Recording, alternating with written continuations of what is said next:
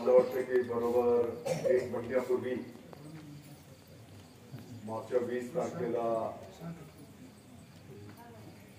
तुम्ही सर्वांनी आशीर्वाद दिले. 23 तारखेला निकाल लागला. 1 महिना झाला. या विधानसभेच्या निवडणुकीच्या काळामध्ये सर्व ज्येष्ठ मंडळींनी आशीर्वाद दिले, मार्गदर्शन केलं. माता भगिनींनी तर खूप मोठ्या प्रमाणात आशीर्वाद दिले. तरुण मित्रांनी जीवाचं दान केलं.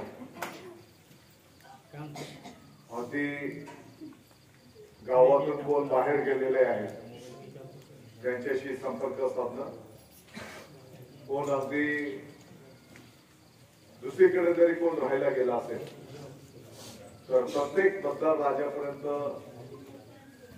पोहोचण्याचं काम वेळ प्रसंगी स्वतःच्या घरचं काम बाजूला ठेवून त्यांनी महायुती आणि धनुष्यबाणासाठी आशीर्वाद मागितले.